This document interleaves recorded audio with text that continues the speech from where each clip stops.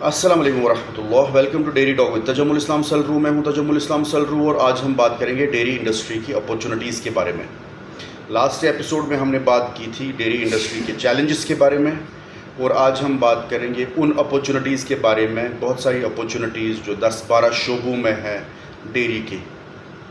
अगर हम ये समझते हैं कि डेयरी की अपॉर्चुनिटीज़ रिवॉल्व करती है सिर्फ मिल्क प्रोडक्शन के अराउंड, मिल्क प्रोसेसिंग के अराउंड और मिल्क सेलिंग के अराउंड, तो हम गलत है। There are numerous opportunities in dairy industry जो हमें देखनी चाहिए और उनको ग्रैब करना चाहिए। अगर हम सबसे पहले डेयरी फार्मिंग की बात करेंगे तो डेयरी फार्मिंग में सबसे बड़ी अपॉर्चुनिटी जो है वो फार्मिंग में, कमर्शियल फार्मिंग में अगर हम साइंटिफिक ब्रीडिंग यूज़ करेंगे। साइंटिफिक ब्रीडिंग का मतलब है अगर हम आर्टिफिशियल इंसेमिनेशन का यूज़ करेंगे और ऐसी हाई मिल्क यील्डिंग काउस का यूज़ करेंगे जिससे मिल्क प्रोडक्शन इंक्रीज़ हो जाएगा और प्रॉफिटेबल बन जाएगा ये कमर्शियल डेयरी फार्म। अक्सर हमने देखा है अराउंड कि बहुत सारे लोग बोलते हैं कि डेयरी फार्म्स फेल्ड है यहाँ कश्मीर में, और रीज़न हमें देखना है। अगर हम उस पर स्टडी करेंगे और रीज़न देखेंगे तो साइंटिफिक ब्रीडिंग नहीं होती है। जब हम साइंटिफिक ब्रीडिंग यूज़ करेंगे, अच्छा न्यूट्रिशन यूज़ करेंगे, हेल्थ केयर सही से करेंगे, तो जो है डेयरी फार्मिंग जो है एक सक्सेसफुल वेंचर में चेंज हो सकती है। उसके बाद आता है डेयरी फार्मिंग में ही अगर हम बात करेंगे तो न्यूट्रिशन की बात आ जाती है। न्यूट्रिशन के साथ बहुत सारे जो है अपॉर्चुनिटीज़ वाबस्ता है, जैसे कैटल फीड है, साइलेज है, सप्लीमेंट्स है, ग्रीन फॉडर है या फॉडर की कल्टिवेशन है। तो इन चीज़ों में भी हम जो है इन्वेस्ट करके जो है डेयरी अपॉर्चुनिटी को ग्रैब कर सकते हैं, एक बिज़नेस अपॉर्चुनिटी को ग्रैब कर सकते हैं। हेल्थ केयर है दूसरा जो डेयरी फार्मिंग में ही आ जाता है अपॉर्चुनिटी। हेल्थ केयर में आता है अगर हम वेटेरिनेरियन क्लिनिक्स में जाएंगे या जो है हमारा जो है कंसल्टेंसी में जाएंगे, वेटेरिनेरियन कंसल्टेंसी में जाएंगे, वैक्सीनेशन सर्विसेज में जाएंगे और ऐसी ही दूसरी जो है हेल्थ सर्विसेज और इंश्योरेंस सर्विसेज अगर हम प्रोवाइड करेंगे सो वो आ जाता है, इसमें एक अपॉर्चुनिटी बन जाती है।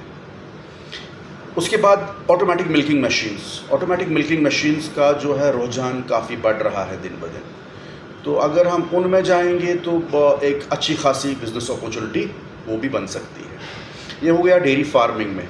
उसके बाद अगर हम मिल्क कलेक्शन में जाएंगे तो मिल्क कलेक्शन की बात जब करेंगे तो village level milk collection centres अगर हम क्रिएट करेंगे वहाँ पर जहाँ पर ना हो तो it can be a good business opportunity. दूसरी चीज़ है बल्क मिल्क कूलर्स। एक बल्क मिल्क कूलर रखेंगे जहाँ पर हम अपनी विसिनिटी का दूध जो है जो मॉर्निंग्स और इवनिंग्स में जमा होता है उसको चिल करके वहाँ पर रखेंगे, तो वहाँ से कोई भी फिर आगे जो मिल्क प्रोसेसर है या कोई भी मिल्क सप्लायर जो है, वेंडर है, वो वहाँ से ले सकता है।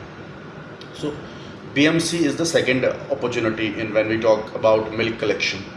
इसी तरह डिजिटल प्रोक्योरमेंट सिस्टम जैसे एनालाइजर्स, रिकॉर्ड के लिए जो सॉफ्टवेयर्स जो कि एक कलेक्शन सेंटर में चाहिए प्रोक्योरमेंट में, तो मिल्क प्रोक्योरमेंट सिस्टम में हम डिजिटाइजेशन कर सकते हैं जिससे कि वो एक बिज़नेस बन सकता है। डिजिटल प्रोक्योरमेंट सिस्टम्स में हम इन्वेस्ट कर सकते हैं जो कि आगे जो है इन्हीं village level milk collection centres या बल्क मिल्क कूलर्स जो है वहाँ पर यूज़ हो सकता है। तो ये चीज़ें हैं जो मिल्क कलेक्शन लेवल पर यूज़ हो जाती है।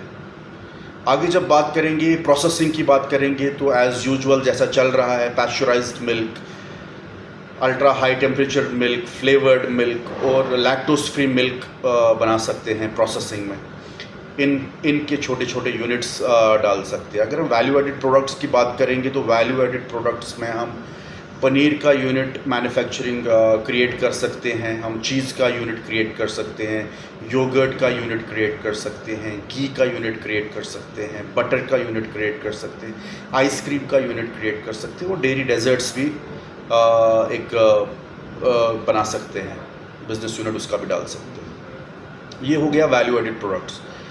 उसके बाद नेक्स्ट जो शोबा आता है वो है इंग्रेडिएंट्स का। इंग्रेडिएंट्स में अगर हम जाना चाहेंगे, we can be suppliers for skimmed milk powder, whole milk powder, lactose, casein, whey protein, जो इंग्रेडिएंट्स एक मिल्क प्रोसेसिंग प्लांट में भी यूज़ होते हैं, बेकरी में भी यूज़ होते हैं, कन्फेक्शनरी में भी यूज़ होते हैं। उसके बाद आता है दूसरा काइंड ऑफ एक्टिविटी या दूसरी काइंड ऑफ अपॉर्चुनिटी जो कि डेयरी इक्विपमेंट के रिलेटेड है। डेयरी इक्विपमेंट्स में हमारा pasteurisers, homogenisers, cream separators, packaging machines, stainless steel pipeline, stainless steel balls, stainless steel tanks, ये सारी चीज़ें आती हैं, या मिल्किंग मशीन्स। डेयरी इक्विपमेंट का भी काम कर सकते हैं। पैकेजिंग की बात अगर हम करेंगे तो packaging has a very good scope, though there are number of players involved in packaging, supply of packaging and manufacturing of packaging, लेकिन हम उसमें जो है अच्छी फूड ग्रेड क्वालिटी का मटेरियल या हाइजीनिक या इको फ्रेंडली जो मटेरियल है वो इंट्रोड्यूस कर सकते हैं पैकेजिंग में। कुछ इनोवेशन करके कुछ एक ऐसा प्रोडक्ट जो इको फ्रेंडली होगा वो इंट्रोड्यूस कर सकते हैं पैकेजिंग में। इसी तरह क्वालिटी कंट्रोल में अच्छा खासा स्कोप है। अगर हम क्वालिटी कंट्रोल में जाएंगे जहाँ पर हम टेस्टिंग की लेबोरेटरी जो है सेटअप कर सकते हैं, ऐसी सर्विसेज क्रिएट कर सकते हैं टेस्टिंग की। हम जो है food safety and standards authority of India का जो है कंसल्टेंसी भी क्रिएट कर सकते हैं। हम ऑडिटिंग सर्विस भी दे सकते हैं। तो ये है क्वालिटी कंट्रोल में अगर हम जो है अपॉर्चुनिटी देखेंगे। उसके बाद आता है cold chain opportunities. Cold chain में जो अपॉर्चुनिटीज़ होती है वो कोल्ड स्टोर होता है। हम किसी भी प्रोडक्ट का जो है रख सकते हैं कोल्ड स्टोर में। और रेफ्रिजरेशन वैन्स, ट्रांसपोर्टेशन, लॉजिस्टिक्स वो इसमें आ जाता है। वेयर हाउस इसमें आ जाता है कोल्ड चेन में। ये हो गया कोल्ड चेन की अपॉर्चुनिटीज़। अगर हम अब एक अहम जो है शोबा डेयरी इंडस्ट्री का वो है रिसर्च एंड डेवलपमेंट। अगर हम यहाँ पर देखेंगे तो वी कैन फाइंड कि जो भी मिल्क प्रोसेसिंग प्लांट्स है, जो भी छोटे छोटे वैल्यू एडिड प्रोडक्ट्स जो बनाते हैं मैन्युफैक्चरर्स, वो एक ही चीज़ बनाते हैं, एक ही इंग्रेडिएंट यूज़ करते हैं।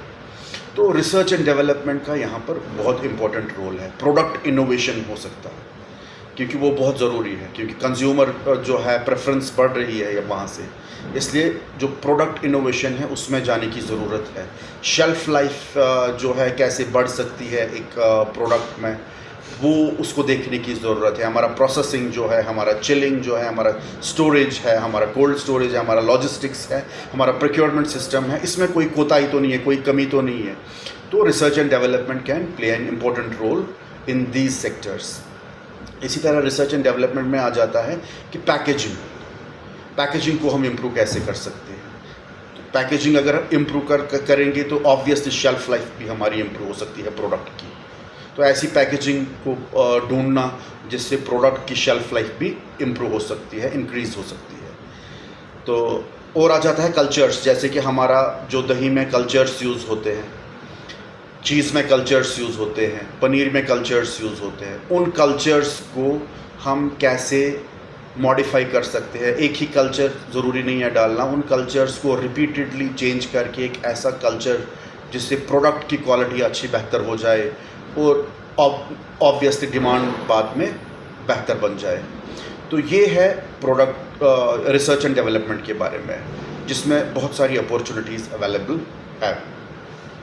उसके बाद अगर डिजिटाइजेशन की बात करेंगे, डिजिटाइजेशन में जाएंगे तो डेयरी के softwares, hardly we can find dairy softwares in dairy जो है यहाँ पर सेटअप्स। सो डेयरी के सॉफ्टवेयर्स में हम जा सकते हैं, आर्टिफिशियल इंटेलिजेंस में जा सकते हैं, ऑटोमेशन में जा सकते हैं, और ऐसी चीज़ें जो डिजिटाइजेशन, जैसे कि मैंने पहले भी बोला कि जो प्रोक्योरमेंट सिस्टम्स में डिजिटाइजेशन हम करते हैं उसका अच्छा खासा स्कोप है। Analysers and all that, record keepers. जब सस्टेनेबिलिटी बात करेंगे, सस्टेनेबिलिटी, स्टेबिलिटी, तो this is very important when we talk of dairy. यहाँ पर रिन्यूएबल एनर्जी का जो है, क्योंकि सस्टेनेबिलिटी चाहे वो एक सेटअप की सस्टेनेबिलिटी हो या एनवायरमेंटल सस्टेनेबिलिटी, दोनों का ख्याल बहुत रखना ज़रूरी है।